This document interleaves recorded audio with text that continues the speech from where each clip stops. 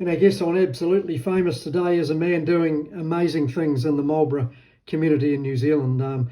Lee Puia, a former Rebels Motorcycle Club member, spent a pretty horrific time, 2 years in maximum security detention in Australia, where he was arrested on his way to work one day in Perth, despite not being found guilty of any crime or any offence. Lee was deported the day after they released him. So him and his wife Ange and the three kids moved back to Blenheim, where Lee and Ange grew up. And well, it's fair to say, Lee, that Australia's loss is definitely Marlborough's gains. Congratulations on what you're doing with Boxing Blenheim. You're doing wonderful stuff. Yeah, no, thanks. Yeah, thanks. Yeah, no, things are going good at the moment. I mean, you could, if it was me, I probably would have got real angry about what happened to you and wasted a lot of energy. But you went the other way, didn't you? You turned what happened to you into a positive, and yeah, no, I could have gone the other way. It's yeah, I could have taken it on certain people and stuff like that, mate. But yeah, I just had to go forward and just change the mindset of what I was up to. I had a bit of a, as people know, it was a bit of a rough ride, and yeah. Well, it obviously would have seriously affected, I would imagine, your mental health too, being away from your family, and that would be the hardest part, probably. Yeah, yeah, it was actually, because I've never, I've never been away from my family that long, especially my kids. It was pretty hard. Just the circumstances that they took me at. It's I didn't have a criminal record and never been to jail before. Just to take someone away because associated with someone, it was pretty bad what they've done. And by law and by how the 501 Act is, it's they reckon the worst of the worst, or been to 12 months in jail, and with serious criminal records. I don't have the thing is, I didn't have a serious criminal record, didn't even have a record, and I've never been to jail before until they grabbed me and they put me into maximum jail for 6 months, Yeah. So that's the only time I've ever been to jail. So how do you put someone in jail when they haven't done something wrong for starters, and didn't go through the system, No, it's disgusting, absolutely disgusting. But what you've done since, I mean, you obviously had a dream when you set up Boxing Blenheim. You had a pretty tough upbringing by your own admission, and you wanted to help kids who were struggling with similar stuff that you had to deal with. Yeah, just it took me a while to get myself sorted. I was in a pretty dark spot when I was going through all my stuff from coming home, and I was actually still in the club, and I've been away from the club for 4 years now, but during that time I just had heaps going on, with my kids, with mum being sick, mum had stage 4 cancer, and a couple of my older girls were going through stuff, and seeing that and my own stuff going, trying to put club in that in front of all my other stuff was when I do things, I do 100%, and I really, when I joined the club, for me it was I give 100% to them and the brothers that were around me, and I did. But when you have mental health and you're going through dark times, man, you can't give that to your so-called brothers. It's you just push yourself back into a deeper hole, and I didn't want to go in that deep hole, and I had to make some big decisions, and that was probably one of the hardest decisions I've made, because I've been with them, for so long, and they actually helped me go through my court case and looked after my family while I went through deportation stuff, and but coming home was just a whole new thing for me, especially coming back to Blenheim. Yeah, big difference, Blenheim and Perth, that's for sure. But your club's gone from strength to strength. It must give you a lot of pride to see that families come to you, some of them for help, and to see them turn around. Yeah, I really, honestly, John, like I tell everyone else, man, I didn't know I was going to get this big. One of those garage guys, you know. Start in the garage, and you hang the bag up, and then you have people coming to you. But it's all about telling these kids what I've been through. There's no, these kids weren't coming to me because I was just a boxing trainer and I wanted them to come and get in the ring and stuff like that. It was other stuff that was going on in their lives. Fitting in, the confidence, just trying to figure out who they are and trying to, be. Some of them were trying to be other people, trying to fit in, trying to be the cool kids, but. Man, most of the kids I see now is, that's what I tell them, mate. I just tell them to be themselves, and you get more enjoyment out of being yourself than trying to be someone that you're not. And a lot of these kids are struggling with that, and with bullying as well.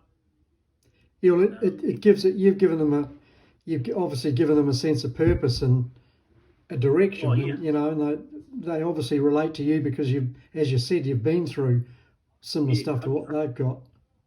100%, man. But the thing with our gym, it's we've got all walks of life walking through our gym, eh? People don't understand that. You like I tell everyone, you come into our gym and you see some of these boys and girls that come into our gym lack so much, confidence, and they've just got their hidden talent underneath all the stuff they're going through, and just seeing that, man, and and showing, especially older males as well, showing them about being vulnerable. A lot of men don't want to be vulnerable and what they've been, or been through. I don't know. I brought out a story last year about a little bit more about me and my deportation stuff, but I got into the real serious stuff about me getting abused when I was younger. That was probably one of the biggest things I brought out of my interview. That was being sexually abused. And it opened up some doors for me and reached out to a lot of male men that have going through that. And for me, it took a lot of weight off my shoulders. And to talk to other people, and we're getting kids that are opening up now, and I just believe, man, that you've got to walk and talk it. There's no point in me sitting back and I'm getting all these kids and males coming to me, walking through the door and saying they've been abused and this and that, and here I am holding my own stuff back. Being honest with yourself and then being honest with these other people is that's what it's about. And yeah, well, it's a brave thing for you to do that as well. It's a brave thing for anybody to confront their demons and share them with someone, isn't it? Yeah, and we've all got them. We've all got them, and life's not, I just try to teach people life's not everyone thinks life's just a straight, narrow, easy path, and I've seen that dark place, John. It's not a good place. It was hard to get out of, but I had to just think about my family and my grandkids and and stuff like that, and what I was going through, and leaving them behind, leaving them behind is I'm still leaving that pain behind. Yeah, yeah, exactly. Bloody tough. And you've done a lot of work with Mike King, who's a famous New Zealand comedian and mental health advocate, and obviously Mike's right behind you too, which is a big feather in your cap. He's right behind me. He's actually on holiday at the moment, so I sort of miss talking to him. He's a good man. He's he's a big part of what I do now. I when I first met Mike, his wider and what he was all about, man. Like I tell people, I've met a lot of celebrities over in Aussie and that, and a lot of people, but meeting him, man, and just having that connection with him, and just what he does for our youth and what he does for mental health over here is just amazing, eh? And every year, I've got my second year of doing Gumboot Friday, and I've done a couple of events with him and raised some money, and that's my cause that I do it for, because I know it all goes back into the community, and it goes back into our community as well, because he's got some of his councillors here. Yeah. Do you get any support from the council or government for what you do Yeah, financially? And we're starting to do it now. A lot of it's self-funded, but a couple of people are helping us now. The council's on board, and oh, brilliant. fund applications and stuff like that. It's just we've got a pretty strong committee group now. The people have got the right people around me at the moment, and stuff like that, and got a couple more people jumping on board just to help out in that. So yeah, I think now that I've got the community and the council that are on my on board with me, it's opening up some doors and that. But I'm still carpeting at the moment. Yeah, good on you. You still got to bring enough money in to support the family, don't you? Yeah, definitely. But Yeah. I've got a good boss in that. But the thing is, my passion, what I do is being in the community. That's my passion. And just honestly, man, just keeping our kids alive. Really, people don't understand that. A lot of kids come to us about, they want to take their lives and they're not happy being around here and stuff like that. So, yeah. Yeah, I'm I'm lucky enough to be able to work with a lot of young kids in the job I do at hospital, looking after mental health patients. And you're so right. There's kids from all walks of life who are really Yeah. struggling, and really young kids too. Really young kids in there. It's just like they say, there is a purpose why they're here, and you'll just want to keep them around and stuff like that. A lot of people look at my work too, and they think it's just me, but it's not. I've actually got a couple other people around me that they keep me grounded, but they show me the youth work stuff. So I do quite a bit with MySpace, with the youth group here, with MySpace. Um, the other person that I deal with is Maxine. She all my youth stuff I learn off here.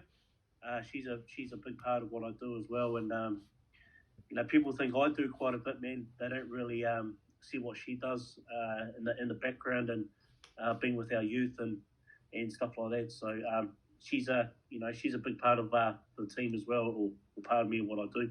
Oh, that's brilliant. You got that support around you. And of course, you've branched out a bit. You've got boxers actually fighting in tournaments now, which is fantastic. Yeah. So last year was my first year doing the tournament stuff, so I thought I'll get into it, and a couple of clubs here helped me get into it, with my licenses and stuff like that. So yeah, it was just trying to figure out what I wanted to do, and I'll tell you, man, the boxing teams and the boxing clubs that are around the South Island that they have seen my work, but they've really helped me out to get to where I am, in the competition stuff. They help, it's all new to me, and get a lot of support from them, and just feed off, I feed off a lot of coaches and other clubs, just what they do and stuff like that, because for me, I'm still learning, and I love to learn off everyone, always learn something new. But last year I had three fighters.